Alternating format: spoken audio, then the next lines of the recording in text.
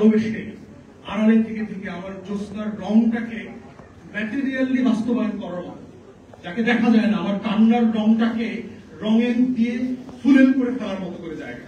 এবং সেটার জন্য হচ্ছে কি করতে হবে, আমার রাষ্ট্রের প্রত্যেকটা প্রতিষ্ঠানে যে আবর্জনা ময়লা জমে আছে সেই ময়লাগুলোকে সরাইতে হবে। তো সরানোর পথ কি? বাড়িতে, বিল্ডিং এ, ঘরে আমরা আমাদের কাজের লোকরা অথবা আমাদের ঘরের মানুষরা আমরা পরিষ্কার পরিচ্ছন্ন করি না, ছাপ চন্দ্র করি না। খেতে যখন নিড়ানি দিতে হয় তখন কৃষক কি করে? ময়লা পরিষ্কার করে। রাষ্ট্রের গায়ে যখন ময়লা লাগে তখন কিন্তু রক্ত দিয়ে পরিষ্কার করতে হয়। এই জন্য দেখবেন আমরা আন্দোলন করি কেন? কারণ রাষ্ট্রের পরতে পরতে ময়লা জমেছে, ওইটা ঝাড়ু দিয়ে পরিষ্কার করা যায় না, ওটা আন্দোলন করে রক্ত দিয়ে পরিষ্কার করতে হয় বারবার। এখন আপনি কতবার লড়াই করে আপনার গায়ের, আপনার দালানের, আপনার সমাজের, আপনার রাষ্ট্রের সেই ময়লা পরিষ্কার করে আপনার সেই স্বপ্নের ময়লা দিকটা বানাবেন? এখন এখানে লার্জলি যা বলা আছে, ফ্যাক্টসে চলে আসি, ওটা দেখে একমত। দুইটা বিষয় শুধু আমি কথা বলবো।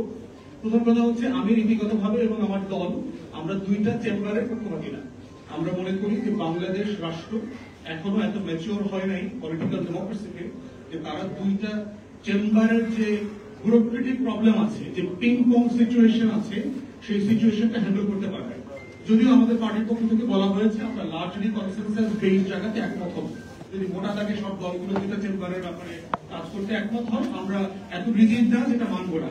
তবে নীতিগতভাবে মনে করি যে আমরা দুইটা চেম্বার এত কমপ্লেক্স হবে, এবং আমি যেহেতু ইংল্যান্ডে লেখাপড়া করেছি, প্র্যাকটিস করেছি, আমি এই লোয়ার চেম্বার এবং আপার চেম্বারের যে কমপ্লেক্সিটি, তার যে হিস্টোরিক্যাল রিয়ালিটিতে যেটা বলা হয়েছে, সেই ডেভেলপমেন্টটা বাংলাদেশের ধারে কাছে আমরা নাই।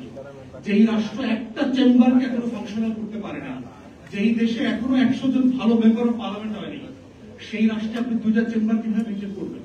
এবং আমি রিপিটেডলি বলেছি বিভিন্ন জায়গায় যে দুইটা চেম্বার করলে যেটা হবে, তৃতীয় চেম্বারটা হচ্ছে মমতাজ, আবুল সুবর্ণ মুস্তফাদের, আসাদুজ্জামান নূরদের ভরণ পোষণ কেন্দ্র হবে। যারা ধরেন প্রত্যেকটা আসনে 5 জন করে নমিনেশন সিট করে একটা বড় পলিটিক্যাল পার্টি, কজন করে নমিনেশন দেবে? 5 কোটি 10 কোটি টেন্ডার হাঁকা যায়, কোরবানি গরুর মতো টেন্ডার হাঁকায় 5-10-20 কোটি দিত, টিকিট তো বেচবেন, বেচার পরে তার 4 জন রয়ে গেল। তখন কি করবে? এদেরকে বুঝ দিবে, আচ্ছা তোমাকে বিআইডব্লিউটি এর চেয়ারম্যান বানাই দিব, তোমার প্রতিমন্ত্রী বানাই দিব, তোমার উপরের চেম্বারে নিয়ে দেবো। তাহলে যেটা হবে, রাজনীতিকে ঘিরে করাপশনের আমার আরো লুটপাট বাণিজ্যের একটা জায়গা তৈরি হবে, এবং ওই 100 লোকেরও কিন্তু আবার লুটপাটের ট্যাক্স ফ্রি গাড়ি, রাজুকের প্লট, ফ্ল্যাট, সুবিধা, পাটলার, এগুলো মেনটেন করবার জন্য আরো শত শত হাজার হাজার কোটি টাকা আমার ট্যাক্স পেয়ারদের জায়গা থেকে বরাদ্দ দিতে হবে। তাহলে দ্বিতীয় চেম্বার করবার জন্য আমার যে পলিটিক্যাল ম্যাচুরিটি দরকার, এইটা আমি প্রথম চেম্বারই আসলে করতে পারি। আমাদের দলের পক্ষ থেকে আমরা প্রস্তাব করেছি যে আমাদের এখন সংরক্ষিত আসন আছে শুধু মহিলাদের জন্য এবং 50। আমরা বলেছি এটাকে 100 করে দেন, এবং শুধু মহিলাদের জন্য না, এখানে মহিলা, সিভিল সোসাইটি, পিছিয়ে পড়া জনগোষ্ঠী, মাইনরিটি, উর্দুভাষী বাংলাদেশি, হরিজন কমিউনিটি, পাহাড়ি, সবাইকে এখানে আনেন। আমরা এই 100 লোকের পারফরমেন্স দুইটা সংসদে দেখি, তারা কেমন পারফর্ম করে। আমাদের দিক থেকে দেখবেন যে পলিটিক্যাল পার্টিস গুলো কি রাইট সিলেকশন করছে কিনা, না তারা আবার মমতাজদেরকে টাইপের লোকদেরকে আনতেছে। আর যদি মনে করেন যে না, সিরিয়াস ক্যান্ডিডেট আসতেছে 100 ভিতরে, আমরা দুইটা সংসদ পরে তখন সেকেন্ড চেম্বারে চলে যাব, যদি এটা ফাংশনাল হয়। কিন্তু যদি এটা ফাংশনাল যেহেতু হয় নাই, আমরা ভালো রোল মডেল পলিটিক্যাল মেয়েদের দিকে আনতে পেরেছি। আমাদের গত সংসদে যে মেয়েদেরকে 30, 35, 50 করে আনলাম, কয়জন ভালো ফিমেল পলিটিশিয়ান আসছে তাদেরকে দেখে ইয়াং মেয়েরা, তরুণীরা পলিটিক্সে আসতে আগ্রহী হচ্ছে না।